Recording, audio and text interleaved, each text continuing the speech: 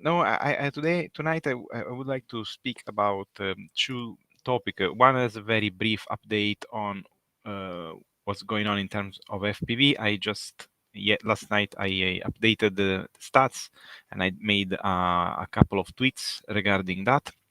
And the results so far are quite encouraging, because we can see a good progression under all the categories. In particularly, infantry vehicles are both with Ukraine ahead, and not just few drone strike, but many hundred. And I don't know. Yeah, thank you so much.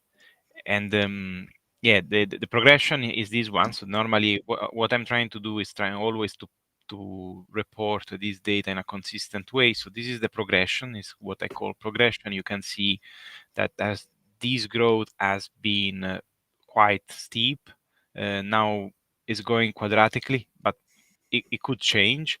Unfortunately, for Geek and Andrew, that have to do all the heavy lifting in finding all the sources of the videos and identify every target, and they also a couple of weeks ago, a week ago, told us that it was becoming very difficult to manage to do the work in one day, because the amount of strike was increasing so much. I mean, in general, but especially FPV strikes.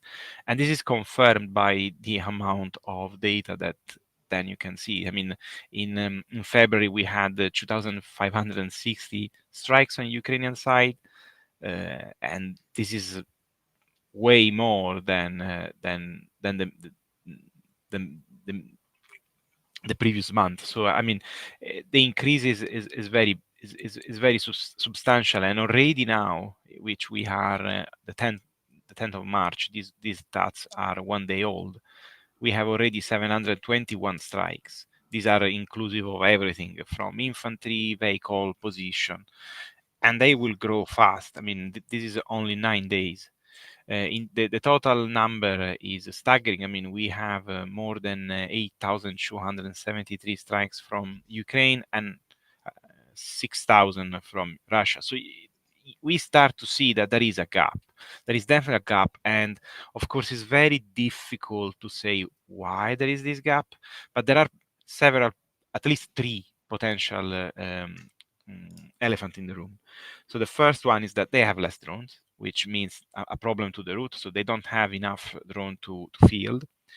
But the other can be a problem related more to the drone operator, which is possible because I'm not aware, and here Andrew could help more, of more organic drone pilot programs. Ukraine has a lot and has been going very well so far on this side. So if you don't have, you may have thousand and thousand of drones, but if you don't have essentially the pilots, you cannot fly them. So this could be another issue. Or another one, the last one that I was thinking is the warheads, because we start to see more and more difficulties in finding warheads, to the point that Ukrainian forces are starting to develop purpose-built warheads in order to have a more effective, more safe, but also a reliable logistic of this type of ammunition. And in terms of Russia, I didn't see that. They are probably working on that as well, because both share the same problem and have the same aims. So we don't have to be fooled by the good results of the past months, because the Russians will keep improving their capabilities. But so far, I can see that there is a mixture of all these problems for the Russian. And this is reflect also in the stats that you can see there. I mean, in terms of infantry per month, the February has been a tragedy, because a tragedy for the Russian.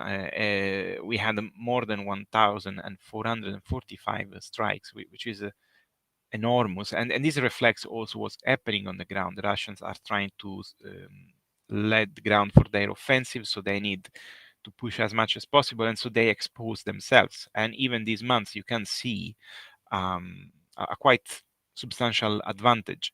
It could change. It could change, but the rate at which they are increasing is very much big. I mean, is incredible. I'm always aware of what's happening on the ground because I review many videos, and it's very. These are numbers, but essentially these are strikes on people. And if you go on the next one is in terms of vehicles, and vehicles is the usual, as many have started to look at my stats. And but now I have a debate on this with many other contributors on the field, because many say, oh well, the strikes on vehicles are higher because Russians are using more vehicles. Yes, and then this is my critique to them, because this is a war. This is not like a war game, and if you are not able to understand that there is a threat and take an action against that, and you are losing so many vehicles, it's your fault, and you are doing bad your homework. So I see this as an advantage, because the Russian, in order to operate, in order to do what they have to do, they have to expose more vehicles, and many of these are also logistical vehicles. And if you follow Andrew, you will see that sometimes you have 10 trucks, loaf destroyed. So this means that there is also a selection of the target. Yeah, I want to say And that Ukraine, I want yeah, to go on. add that they don't just strike, tanks. They strike all kind of vehicles, and recently a lot of these buggy golf cars and vans. Consistently been striking vans for a long time, and Russia could do this as well, but they're not doing it at the same rate. It seems like they've hit so many vans, bukhankas, I think they're called, or loaves, that they're now using the golf carts more because they're starting to Actually, the run golf out of the, vans. the golf carts has been operating in the rare until now. But what they use the golf carts for now is actually what a BMP should be used for. So they're using them as armored to replace armored vehicles to storm positions, which is crazy. But they're doing it, so they're gonna lose them. That's Yeah, just I know Andrews noted a loaf shortage on the front line, and I know that in his little, or I should say little, in his like updates, a lot of times it'll say like, I don't know, like 10 loaves destroyed by drones, right? So very common to have those little logistics vehicles hit. yeah, definitely. But I don't think the reason why the golf carts are being hit more is necessarily only because they don't have more loaves. Um, I think it's also because they lack certain armored vehicles and are just Mhm. sending people. And we've seen more and more examples of them storming positions with these golf carts. An arbonet car, yeah, that's true. That's completely true. And also this is a symptom of necessity. You use whatever you have at your disposal to accomplish your mission. And um, and this is why also I'm very skeptical with the theory, oh well, the Russians have more and they are not using all of them. This is simply utterly false, because whatever weapon they have been given, as the Ukrainians, as anyone, they are using because they need it to accomplish their objectives. And because in the end, as crap they are, they steal an army and they have objective, and they have to use their resources at the best of their capability to do what they have to do. And if they have more drones, they would have used, I don't know, even throwing them with a catapult on the enemy, but they would have them used. And if they don't, there are reason. And this is my strong point against So sometime. Yeah, go on. essentially, Sorry. what you're saying is that it is possible that Russia is producing a lot of drones, but they might not be using them for various reasons, like they don't manage to arm them because they don't have munitions, or maybe they have the munitions but they don't have the people available that are skilled enough to either repurpose those RPG rounds and convert them for a FPV usage, etc. So you can say that you produce 300,000 drones, but if you don't manage to actually complete the process of making it into a weapon, then you don't have the drone. um, so if they had those, they would have used them, and we Yes, don't see it. absolutely. Yeah, and the other point is that you may say, oh, they don't have enough resources to produce the video. That's false. They have much more capabilities in propaganda than Ukrainians. This is always has been like that. They have a very well established system that do this.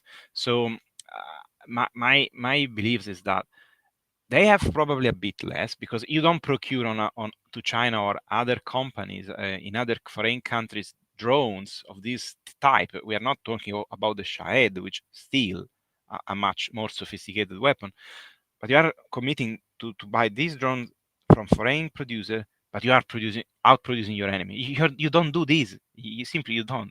So for sure they have difficulties on that.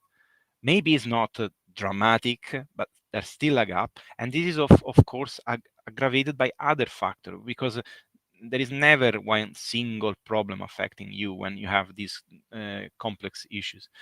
And to going forward, there is, of course, another area which was driving my attention, which was the strike composition, which honestly, I have to thank Andrew as much as I can because he was the first by whole eye looking at thousands of videos telling me, look, you have to look at position because position is where something important is happening. And then I just took his data, analyzed the data, analyzed a lot of video, unfortunately, and start to understand what's going on. And if you go, in this pie chart, essentially, I regroup the strike composition for type of target hit, and the trenches are the most hit. And the reason is because trenches are massively used, and they are a sitting duck for whoever is inside. Now, as you know, I also wrote with your help and also CJ help an article on these, which has been published. And in this article, and this brings me to the second part, I tried to discuss the trench warfare in general, but also how this has been changed by the advent of FPV drones. So in the article, I tried to introduce the topic. I tried to make some minimum an understanding of what a trench is and why a trench is used, and so on. And then with some knowledge about area defense, which is of course used, I tried to analyze a few scenarios, a few maps, as this one is one of those that I was analyzing, try to mix the data in terms of heat map from FPV strikes and data from controlled areas, but also satellite imagery, which show us an important truth.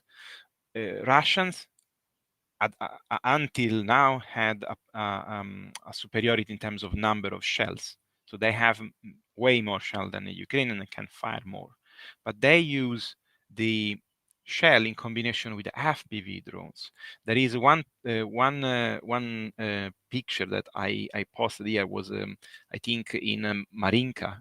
I think you should go up if you want to show that. It's probably the very first one, which show you how some tree line where we know that there are trenches inside and defensive position, the Russians have been bombarding with artillery. You can see the crater from the satellite, and then they strike with FPV drone. Now we don't have exactly the timing of everything, but every time you see you see this pattern. This one, you can see the crater, especially now you can zoom, but the one on the top, each of them has a lot of crater around, and these walls are fortunately a Ukrainian controlled area. You see these, you see the building going down, you see the artillery destroying whatever is around the tree lines. The tree lines probably there are no more tree lines there, and then you storm them with FPV drone.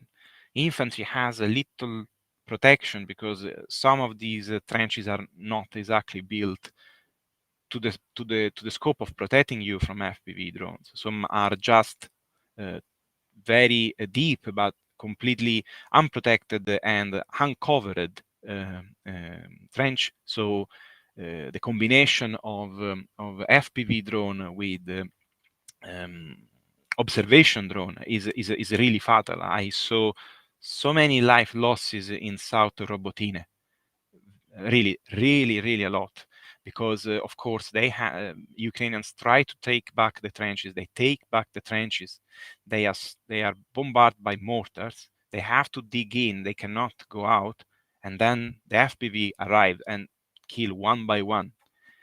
And this is what happened on a regular basis, and this is why I decided to do this article, in order to try to make people understanding how trenches probably are not obsolete, because you need a line of defense somehow, but need to change also in their use. And I think what we are also looking from the most recent data of the last 9 days is that Ukraine is slightly moving on a more mobile defense, and this is a complete speculation on myself, so I take responsibility for what I say. But I think also the fact that we had a change in the command may have introduced a difference, because we see also more vehicle loss. Also, we see Abrams, we see some other vehicle loss, but we see also more engaging, a more mobile defense, which try to move and attack the enemy when it's on its move, instead of waiting for it.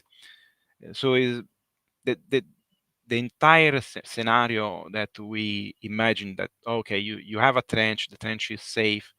It is not. It never been, but now is even less, especially because you cannot field electric warfare everywhere. So some aspects need to change. For example, trenches like this one are literally very bad for the infantry, because they are completely without any protection from even the visible light. You don't need a thermal to hunt down infantry in this type of trench. You just need a good drone with a 4K camera and you are good to go. So a lot of have to be done in order to start to cover up and at least conceal the content of the trenches. In the article, I also start to think about why don't introduce decoy position. So positions that are made and built to attract and distract FPV the operator to attack potential target, which are essentially decoy, and try to save as much life as possible, especially when trenches are manned. Another thing that I discussed here, of course, is the possibility, and I know that Ukraine is actively working on that, start to field unmanned machine gun and grenade launcher position. So these can be operated from back position, and in order to try to react quickly to any type of threat, and in case send a quick reaction force, rather than have the entire trench line manned and exposed to FPV threat, especially when you don't have anything to counter it. Sorry for my monologue. Yeah, thank you very much, Daniele. Well, I recommend, if you're interested, to visit Tochnyi.info.